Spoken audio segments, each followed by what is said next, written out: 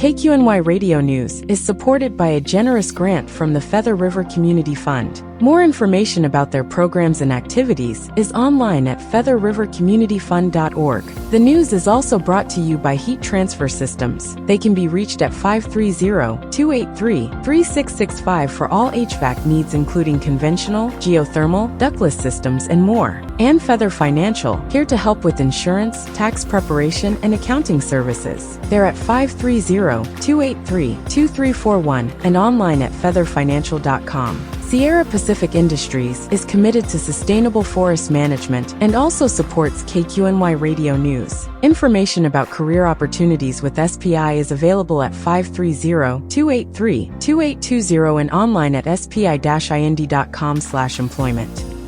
In partnership with the Plumas Sun, this is KQNY Radio News.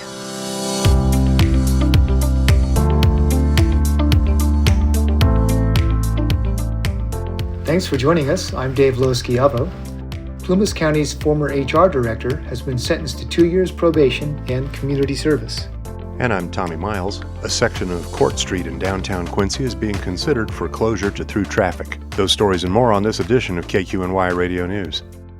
Superior Court Judge Karen Dixon ordered former Plumas County Human Resources Director Nancy Louise Selvage to serve 16 months in state prison and pay over $100,800 to Plumas County as restitution for her criminal activity. The ruling at Selvage's August 6 sentencing hearing in Plumas County Superior Court included immediate suspension of prison time and 2 years of probation to be served under supervision of the Plumas County Probation Department. Dixon, a visiting judge from Siskiyou County, also ordered Selvage to serve 100 hours of community service. The 50-minute sentencing hearing, continued from May 16th, included Dixon's order to Selvage to pay a $300 fine to a state restitution fund.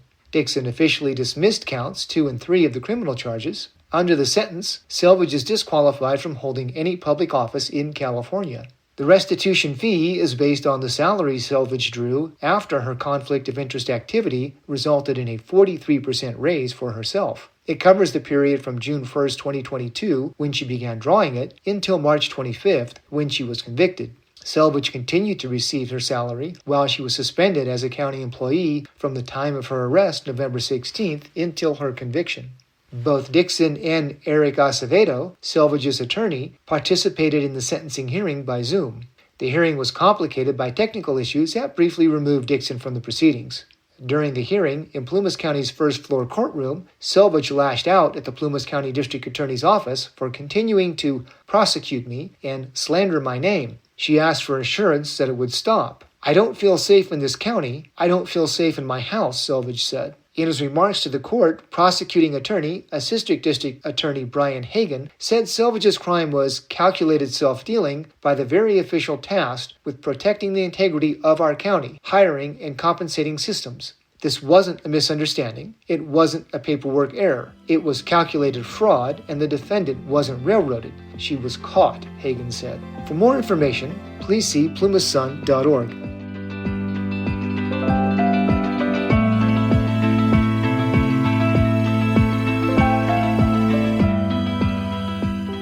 Court Street in downtown Quincy has been a traffic conundrum for decades. It intersects with Main Street and State Route 70, also known as Crescent Street, in a complicated three-way intersection. Transportation officials have tried to mitigate the hazards by eliminating both left-turn traffic onto Main Street and straight-ahead traffic onto Crescent Street. Now one of Court Street's 2 blocks is the focus of a study to determine the effects of closing it altogether to traffic. A document prepared by TJKM Transportation Consultants presents an in-depth review of the impacts on the transportation infrastructure due to the total closure or partial closure of Court Street at Main Street. It's a 251-page document, and many of the figures in it are modeling traffic at the intersection under 3 different scenarios. It also considers the effects of traffic on several other neighboring streets and how closure would impact bicyclists and pedestrians. For more information on the 2 scenarios presented in the proposal, please see the article by Jane Braxton Little at plumasun.org.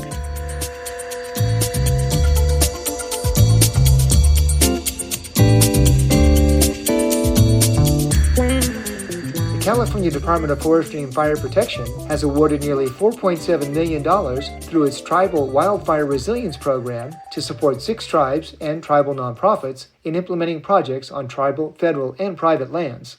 These grants focus on cultural fire, workforce training, fuels reduction, reforestation, land stewardship, and other efforts to promote wildfire resilience and safety for tribal communities.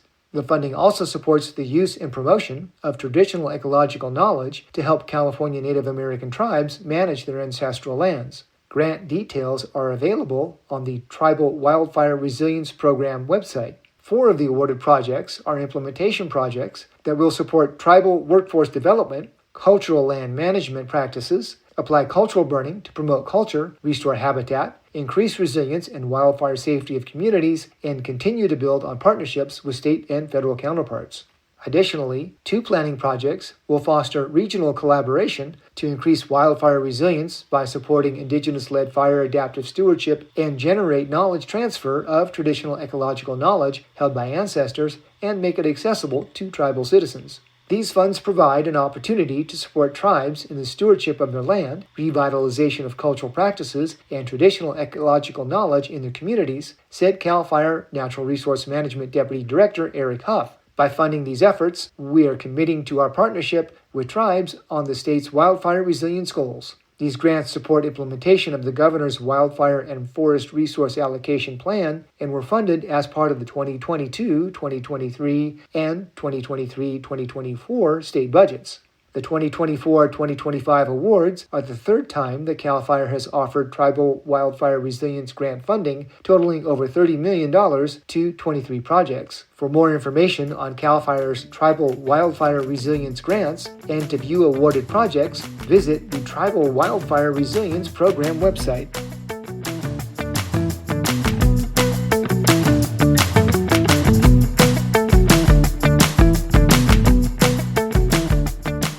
Law enforcement related items for you. As of August 11th, Bradley J. Prestigiacomo, also known as Bradley Pearson, remains missing, according to a press release from the Plumas County Sheriff's Office. For the past several days, PCSO has continued an extensive search effort with the assistance of Cal OES Search and Rescue, Nevada County Search and Rescue, Lassen County Search and Rescue, and Marin County Search and Rescue. These teams, along with local resources, have used search dogs, drones, and ground teams to cover the challenging terrain in the area between Claremont Peak and Thompson Creek, where Bradley's vehicle was located on August 5th.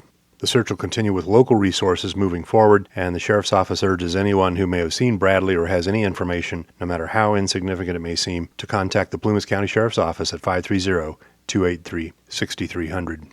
And in case you missed it, the 4th annual Plumas Sierra County Law Enforcement Fair happened this last weekend at Gray Eagle Park. Saturday, August 9th, under the warm Saturday sun, kids enjoyed a bounce house and a climbing wall, among many other activities, while officials from 5 law enforcement agencies provided information about the vital services they provide. The Plumas County Sheriff's Office Employees Association offered a free hot dog lunch to all attendees. The agencies present included PCSO, which organized the event, California Highway Patrol, U.S. Forest Service Law Enforcement, CalFire, and peace officers from the California State Park System. 2 other agencies were unable to make it that day. The Sierra County Sheriff's Office was dealing with a homicide investigation, and the California Department of Fish and Wildlife was involved with wolf management activities that day. Sheriff's Office Public Information Officer Chandler Pay said that this year's event, which happened from 11 to 2 on Saturday, August 9th, was well attended. Pay said, quote, "We love to have everybody come out. The Sheriff's Employees Association provides a free lunch for everybody, and we've also sponsored shaved ice through Carry Candy this year," unquote. Pay added that 220 lunches were served last year.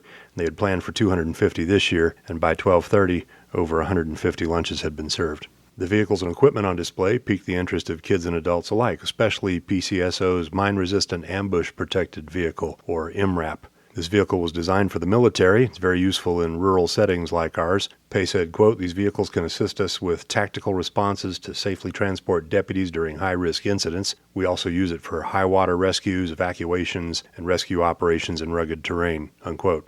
The vehicle came to Plumas County from the military at no cost, and if it ever has any mechanical issues, we can return it to the military at no cost. Looking over the scene in the park that day, Quincy area CHP Commander Lieutenant Ryan Pedersen said he sees this event as a great opportunity for building relationships between law enforcement agencies and the communities they serve. Quote, "All law enforcement agencies want to reach out and interact with our communities individually, but en masse as well. It's a wonderful thing to be in law enforcement again, and this is representative of that," unquote. Pedersen said he's experienced the tensions that can arise between law enforcement agencies and their communities, but he's seeing improvement lately.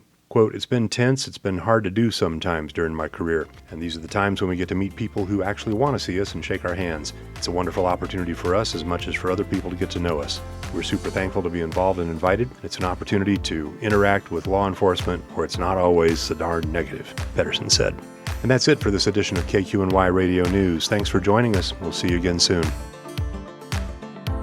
This program is a production of KQNY Community Affairs Programming, and it's powered by the Plumas Sun, a group of Plumas County journalists and organizers committed to providing high-quality, objective coverage of local news. The Plumas Sun and KQNY both depend on community support, so please consider helping us out by going to KQNY919.org and plumassun.org and making a donation. Thank you for helping to keep local news on the web and on the air.